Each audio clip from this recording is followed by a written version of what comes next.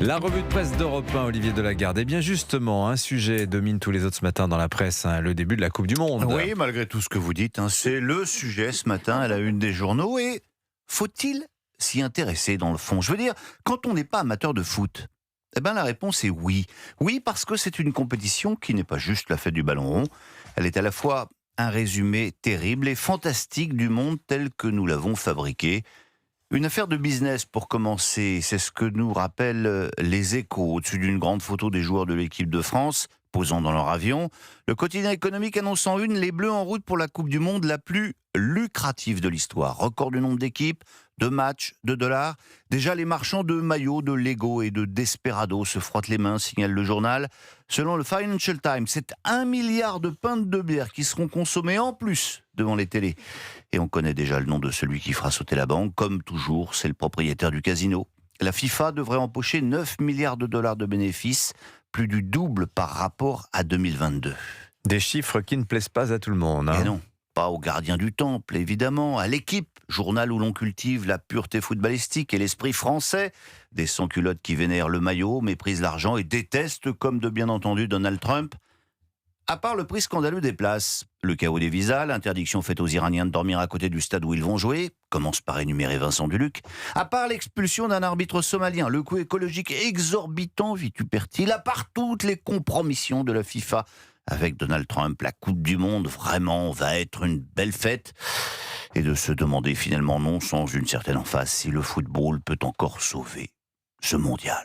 Mais oui, semble lui répondre Yves Tréhard à la une du Figaro. De toute façon, c'est toujours pareil, rappelle-t-il, tous les 4 ans, le même refrain revient. La Coupe du Monde de foot commence par des polémiques politiques, économiques, écologiques. Et cette année aux États-Unis, c'est évidemment pain béni. Bon, mais c'est vrai, reconnaît-il, ce mondial dégage une odeur de soufre. On a peine à y rentrer, tellement on a la tête ailleurs, reconnaît-il.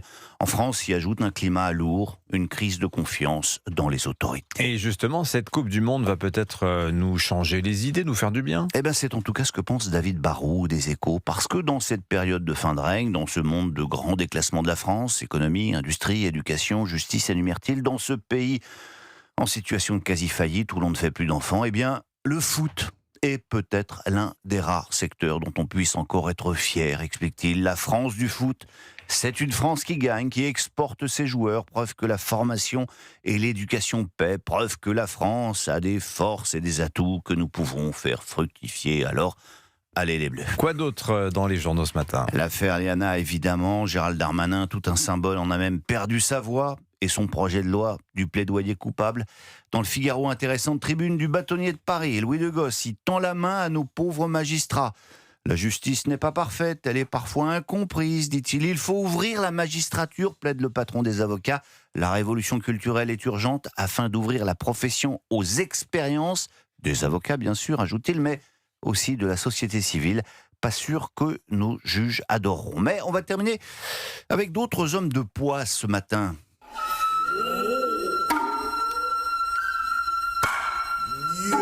Je vois Olivier Benkemoun s'interroger. Il n'y a pas que le foot dans la vie, effectivement.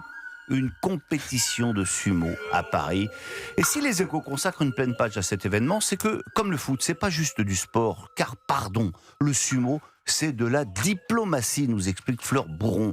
Oui, ces gros bébés japonais de plusieurs quintaux qui se font valdinguer. À Tokyo, ils sont considérés comme des demi-dieux.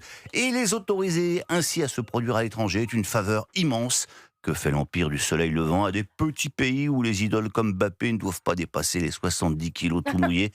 C'est donc un privilège de les accueillir, mais c'est pas simple, confie l'organisateur du show. Il a fallu adapter les toilettes notamment, et oui, il faut penser à tout, comme le sel que le sumo jette sur le dojo de Guérande. On en a fait venir 250 kilos. Ah oui. Enfin, les 62 sumotori voyageront dans 2 avions différents, apprend-on, pas pour le poids, mais pour l'assurance. Comme le président et le Premier ministre français, ils ne montent jamais tous dans le même avion.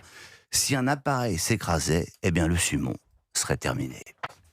Merci beaucoup Olivier Delagarde. Oh bon non, le sumo se renouvelle. Vous savez, il faut venir beaucoup d'étrangers. Par exemple, il y a un jeune Ukrainien qui est une star au Japon. Oh, c'est très intéressant. Merci beaucoup Olivier Delagarde.